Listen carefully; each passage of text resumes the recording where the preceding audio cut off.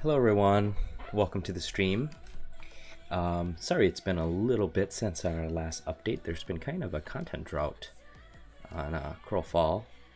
They are, in the process of transitioning from what they currently have, which is 5.1 is I believe the build. They have 5.2 being prepped currently as I'm speaking. And they did release kind of an updated build, but it's a campaign world for the Alpha 1 and Alpha 2, I believe, testers. I'm in Beta 2, so I'll probably get delayed access to it, but that's okay. It's kind of working out, all the kinks and everything. So there's pros and cons to that. So the pros, let's actually talk about the cons first. So the cons is I don't get to cover the news first and foremost. It's just not the situation, and I don't really feel like shelling out the extra money just to get it a little bit earlier. So I'm patient enough, I can wait, and I think they're doing fine, and I'm okay with kind of the cycle. Kind of gives me a much needed break from content, but it also allows us to cover official content and kind of build up anticipation for it, right? So there's also the pros to that, which is we get it later on as it's being tested and being patched, and we'll get kind of a more refined and developed build as it is released to us beta group testers. So once I have access to that, we'll go ahead and we'll check out what they have in place. But until then, we're kind of just stuck with news that they've kind of updated. I know currently they're doing their 12-hour stream.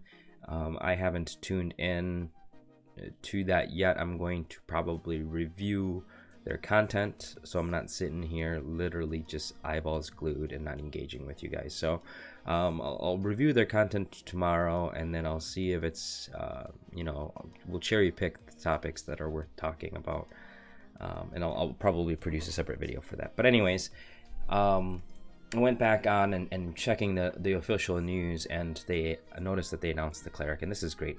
I didn't get a chance to cover this when they announced it a week ago because I was on vacation. I just got back from Seattle with my wife as kind of our pseudo honeymoon. So now that I'm back, I can go ahead and cover some content and prep all this news and everything. So I kind of got a nice little gift. Getting back to my computer and reading about what they've updated since I've left. But the title, as you can tell by the video by now, is Meet the Cleric. This is just kind of my very first impressions of the news. I haven't read it over, so typically what I do is I just skim it over real quick to make sure that I have some talking points ready to discuss with you guys. This is just kind of raw, uncut, unedited version of me reviewing and receiving the news, as some of you may be as well. So this was announced July 19, 2017. We're going to go ahead and hop right into this. For those of you who don't know or are new to the channel, the Cleric / Healer in the Holy Trinity is just a class that I've been very excited about trying and possibly maining when the game launches. So I've done a pretty good job running the Legionnaire as a healer, primary healer, with the disciplines and kind of theory crafting and even play testing it out in 5.x. But I think I'm ready to see the Cleric and play with that. And the Cleric is what is going to replace the Legionnaire archetype. They're going to nix that.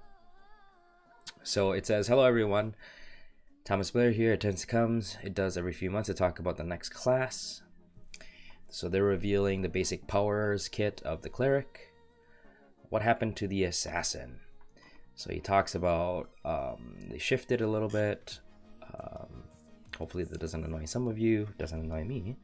When we started the implementation work of splitting archetypes into races and class, it was very apparent that animators and engineers would be even more oversubscribed than normal. Not only was there a mountain of existing animations to transfer to new races, but also a considerable amount of code needed to be touched and written to make the server and client understand what the heck a race and class is. Okay, so they basically, from the sounds of it, almost like they bit off more than they could chew, or maybe it was more than they anticipated, right? That's more or less what this is saying. So in an effort to kind of relieve the workload from the animators, they are planning to introduce and start doing work on the Cleric. So called an audible, pivoted the team to a class that could be built out using existing powers tech. It didn't hurt that we were able to repurpose some of the powers from the Legionnaire archetype, which is what I was kind of talking about. I'm so used to playing the Legionnaire that it would be slightly interesting to transition away from like a Centaur Legionnaire to whatever, a Cleric, whatever race you want, and then the Cleric, right? Really happy that we are at a point where our powers technology is mature enough that we can make a massive variety of different and cool powers without having to ask for a piece of custom code every time we make a new power. But unfortunately, the Assassin class just doesn't fit that mold. Some things will take time. For you, Assassin fans, have no fear. As soon as the animators and engineers free up the current task, we will be able to get the class back in the pipeline. Blah, blah, blah. So back to the Cleric. As with the previous classes, the standard caveats apply. We are still building this class, so things are liable to change. In fact, they're almost guaranteed to change. Before we start, let's review some of the development basics on Crowfall. Minimum Viable Products, MVP. So as a software designer, I'm very familiar with the term minimal viable, and P is, you know, products in our case, but powers in this case. We've been building each class. This just means this is the bare bones minimum of what they need to get it going, right? So we've been building each class with what we think would be a minimum viable power kit to be useful and fun in combat. That's a big one. So this means that the current list isn't final, and some powers might even jump to other class or be cut entirely. You know, I always say take it with a grain of salt. You know, whatever they're pushing out, you get to play test and play around with it, and some of it is fun, but sometimes it's just not. It's not worth getting so emotionally invested and attached to a particular aspect of a class, archetype, things like that. You know, you're here. The goal is to play tests and to report bugs, right? That is the primary goal and objective of this early access that we have. So we have to kind of keep that in mind. We are leaving ourselves room in the power tray for the player to eventually slot additional combat powers. Example being the ones that player will acquire via disciplines, advantages, or class promotions. Yep. In other words, don't freak out about anything at this stage. Each new power we build often has a set of new and different components that would be useful not only in the construction of that particular power, but would also open up a new area of design discovery. The goal is to rebuild reusable elements that we can repurpose in other powers for other classes. We have really hit full stride with this goal, as the Cleric is the first class we have built that required 0 new tech to build. That's cool. That's cool. Oh, I see they have updated icons and stuff. That's really, really cool. I'm really digging these. I really like some of these shapes a lot. That's so cool. I'm really digging some of these shapes. The iconography has been refined a little bit, so that's kind of cool. Cleric musings. So let's talk about this graphic, this icon, Cleric powers. Here you can see kind of, I believe it's called a Stoneborn. Right, Stoneborn Cleric is just one of the races that can become Cleric, and from the looks of it, it's almost like a hammer and shield type class would be your primary. So that's pretty interesting, huh? As a part of the splitting the archetypes into races and classes, we knew it was time to retire the Legionnaire archetype. Rippercinis to the Legionnaire. So this is. You know, this is expected news from people who've been playing, and for those who haven't, rip your Legionnaire. In the early days of Crowfall, we built a tank and a DPS archetype first and needed a support style character.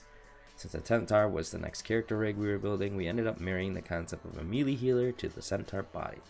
It wasn't ideal, as everyone had in their head that a Centaur should thematically lend itself to being a great tank or DPS character. You don't think of these guys as strict for support. This is one of those decisions that you make in early development, hoping that you have a chance to go back and change it later. If we were building Crowfall in the traditional game development, players wouldn't have ever gotten to see the Legionnaire. He would just be something we mentioned about in retrospectives. In the early days, the Centaur was also a healer. Interesting. Never thought about it like that, I guess. That makes sense. I always thought, you know, centaurs you typically associate with being a little bit more durable, which is kind of similar to what they kind of mentioned, but there's no reason why you can't have a very durable support, right? In this case, we had an opportunity to do exactly that. When evaluating what classes we wanted after breaking the archetypes into races and classes, some of the things fell away immediately. The quote-unquote Legionnaire theme was peeled away as a cultural element attached to centaurs, not clerics. And the squad leader assumption went with it. We also know how many players can struggle with the healing playstyle of the druid. Based on this, we needed was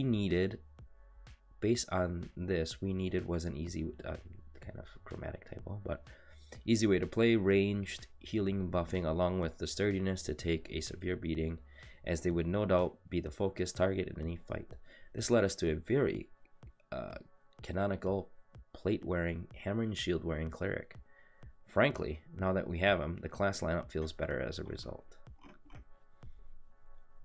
There are some elements from the Legionnaire that we want to keep. You will find some echoes of the Legionnaire powers in the Cleric's kit, such as the active group resource restore.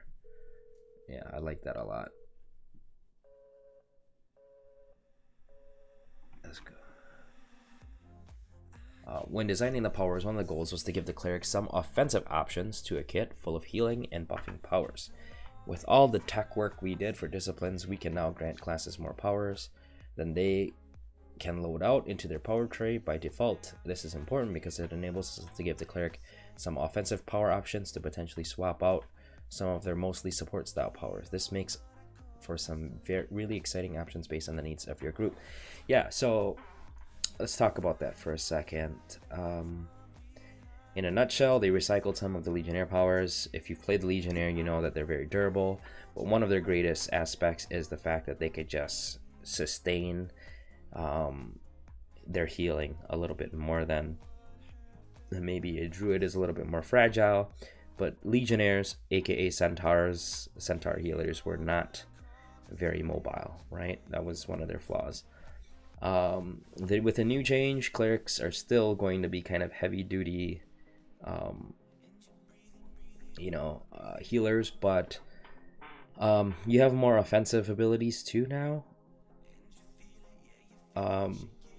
So I think that's good. I think for me, the way I would be using something like that would be a PvE versus a PvP setting. So if I'm depending on, you know, my group comp and what the roles are, I could help, you know, like clear out a mob or whatever it is, clear out some NPCs, and if I need to do that, I need to be able to deal some damage, right? So it doesn't take me forever to chip something down, and I'm not completely dependent on the Holy Trinity all the time. However, my playstyle is going to be focused around a lot of group PvP action, which, you know, in turn kind of, I shouldn't say force, but kind of encourages me to min-max a little bit more. I'm more of a min-maxer, and so I'd probably focus on more of the support, buffing, and healing aspects of the Cleric, right? If I wanted to do more damage, I'd be focusing on a different class. Anyhow, as a part of the Cleric implementation, we're also balancing the support classes to have very high amounts of baseline support power when compared to the tanks, DPSers, or specialists. This will ensure healing powers activated by a support class will always heal for much more than heals activated by a tank, a DPS, or specialist. Yeah, so that kind of bugged me previously in the builds to where,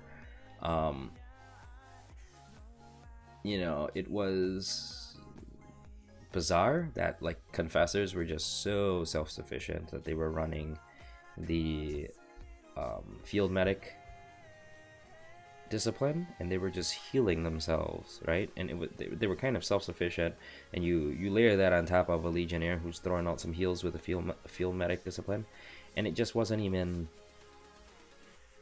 it just, I mean, it made the Legionnaire was still very desirable in the group comp, but this will help, you know, healers become a little bit more valuable and appreciated, right? And this kind of tilts the scales a little bit in favor of healers or support classes for healing, because their support power makes sense. I mean, your baseline stat, like your DPSers, are going to deal more damage per second. Their role, tanks would be more durable. because of their role, and specialists would be more ability based, right? Ability power, because of their role. So this makes a lot of sense to me. I don't know. I don't know. You know, people have criticisms of this or not, but I think that kind of makes sense to me all around. It says in parentheses, unless of course those tanks, DPSers, or specialists take healing disciplines and have support power equipment, as will always be the case going forward. Disciplines can change almost anything. Right. So I guess that kind of talks about the discipline. So if a confessor really want, and I think the problem is that in our test, disciplines were so easy to make and throw away, right? In actuality, if a confessor really spent the time and resources, or their guild's time and resources, to build a more sustainable confessor, if that's what they want to do, then cool, they can do that. But it's going to be a little bit more costly, and it's going to be a little bit less experimental in the live game, because making disciplines, especially legendary or high value, high grade disciplines, are going to be tough.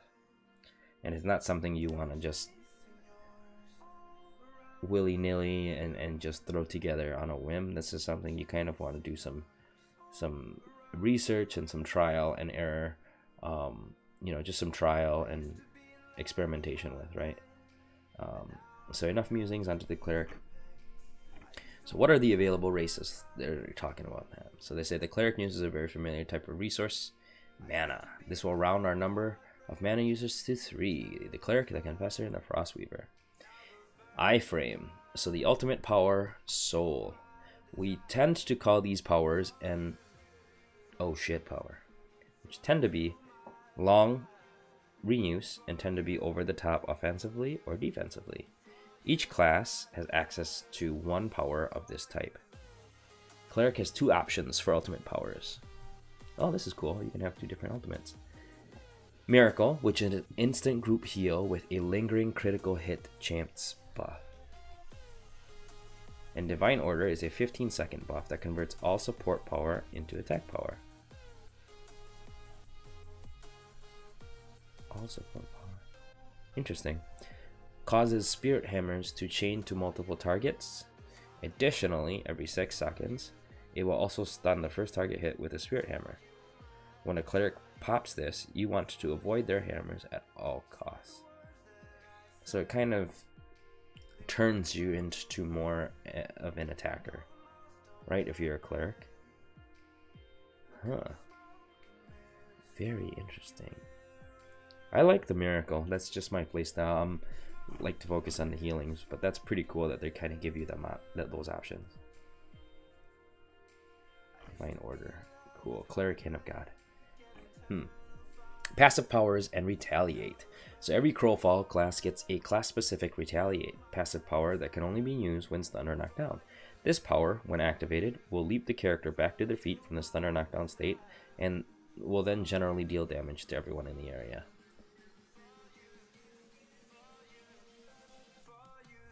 Oh, I wonder if this is the Retaliate Cleric Hand of God.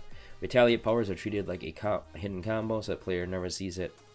On their powers bar, the button to activate only appears when you are stunned or knocked down.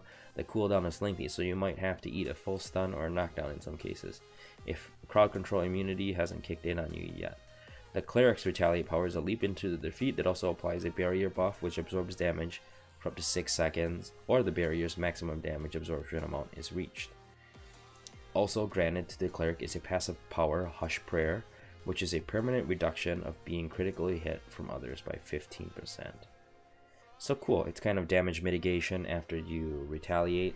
I really like this. I don't feel like clerics need to deal a ton of damage or burst or CC.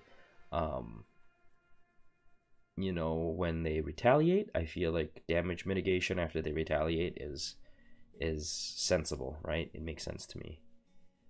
As a reminder, passive powers are loaded out in the powers UI, and these powers automatically activate based on do what they are supposed to do. Automatically activate based on what they are supposed to do without the player really having to do anything. As a baseline, each player may load out up to 3 passive powers. Okay. Sprint is technically a passive ability, but we don't display it on the power bar. If the player is in combat mode, depressing the shift key will increase the speed of the character, currently by 30%, and rapidly drains their stamina bar. Left and right click powers. Left click power, the cleric throws a spirit hammer, which has a maximum 20-meter range, which is the main source of damage in the base cleric kit. Spirit hammer, huh? Oh, so it's not a melee, it's like a range. Well, slightly, like 20 meters is still kind of range. It's like a short range, but it's still range. The range of this attack can be modified by all distance increasing stats. Right click is block, which reduces all damage, as all blocks do. However, based on the amount of damage of each hit, the cleric will also restore health to their entire group. Hits over a certain threshold, which we call big hits, restore an extra amount of health but drain an additional amount of the cleric's mana. While blocking, this power also drains the cleric's mana instead of normal block stamina each tick. Oh, so this gives a chance to convert, hits, basically trading in your mana, your resource, for healing, which is in a power to your team, which is pretty cool. I'm a giant fan of, well, this gold is kind of cliche gold shield. I am a huge fan of this first style, even though it looks kind of ridiculous for a cleric. It's just kind of got that really neat style. This one's pretty cool too, the second one. I really like this first one. The gold one is pretty sweet, not gonna lie. This one looks a little flat, but pretty cool. Pretty cool. I know that these are just concepts, and I don't know how many of those are gonna make it in. Cool. The powers bar. Let's look at the cleric's baseline power bar in detail. The first power in the powers tray is Hand of Gods, which uses a ground targeting reticle, Hand of the Gods, and will apply a root to all targets in the area. That's pretty cool. You got a root as a cleric? That's really cool. The next power is 10 wounds. This power applies a heals over time to a friendly target up to 20 meters away, as well as a heal over time to the cleric. Makes sense. I think that's familiar with how the Legionnaire played before.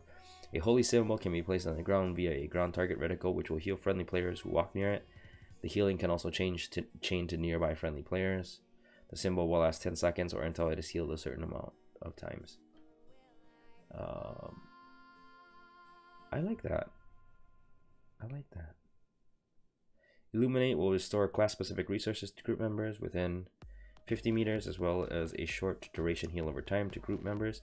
This is really great to use if your group members are struggling with the resource regeneration rates. Flash of Light will deal a small amount of damage to a player, as well as blind a target up to 20 meters away. Interesting. Blind could be pretty interesting. The next two powers utilize the toggle power attack and are very similar to Bard songs with some tweaks. The basic rules for auras. I'm guessing I should say they always take 2 seconds to activate. So it's cast animation. It's going to be a little longer. Aura powers are active until cancelled. Makes sense. You can only have one aura active at a time, very much like a Bard song like they mentioned. And will be shut off if the caster is hit with what we consider a hard crowd control, a stun, or a knockdown. Activating an aura will cancel any other aura, meaning you can only have one active at a time. So a stun and a knockdown will shut off the aura. Interesting. 2 clerics will be required to keep a group buffed with both auras. Holy Aura will give the group a buff which will increase their maximum health by 20%. Vengeful Aura will give the group a buff which increases their attack power by 200. Ooh, that's an interesting one. I kind of like the attack buff, even though the 20% health increase could be huge for your tanks. I don't know. That's an interesting one, because attack power, depending on your comp and the objective, the situation. Yeah, I don't know. Both could be pretty good.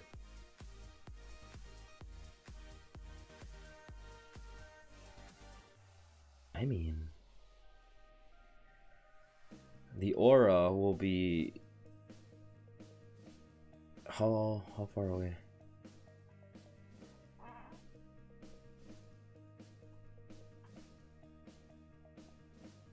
I wonder if it just activates to everyone in your party, or I wonder what the range is on this. That'd be interesting to see, because I would say, you know, if the range is smaller, Holy Aura is a little bit less useful because of your mobile classes being bounced around a little bit.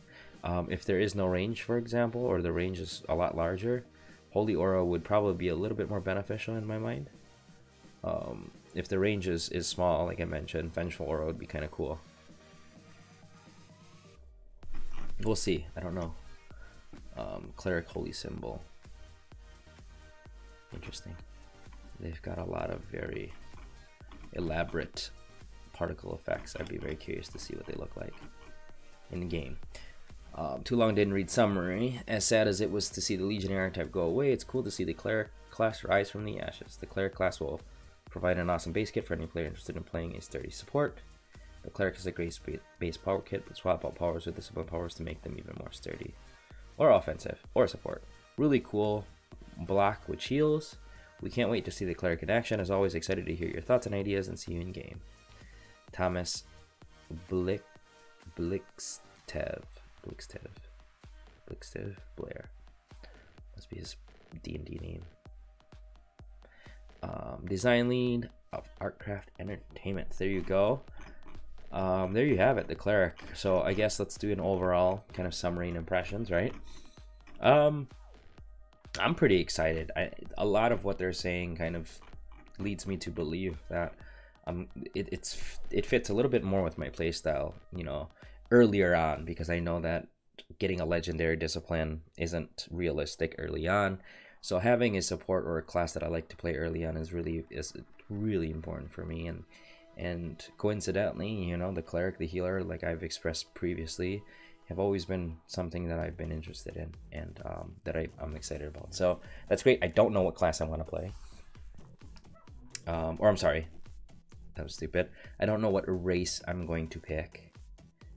Obviously, if I'm playing the Cleric, I've been kind of bouncing ideas around.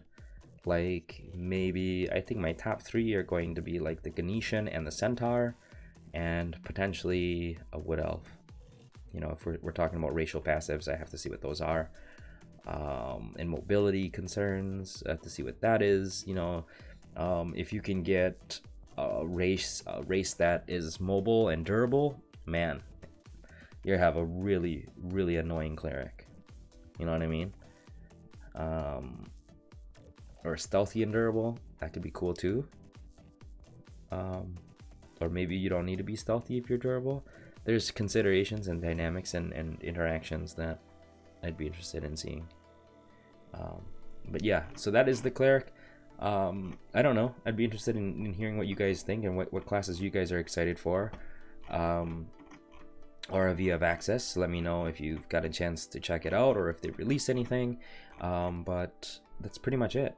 I don't know. I hope you guys enjoy the content and got some value out of it. I don't want to drag this video on for longer than it already is, so I'm going to go ahead and call it a night. Thank you guys for the support. I apologize for taking so long and getting you guys the update. I'm just covering Crowfall as they're releasing the content, so hopefully we can, you know, get a steady stream of content that they're going to be updating, and I can go ahead and pass that information along to you guys who may not have access to this information. But yeah, have a good night everyone, and we'll catch you guys next time. Peace out.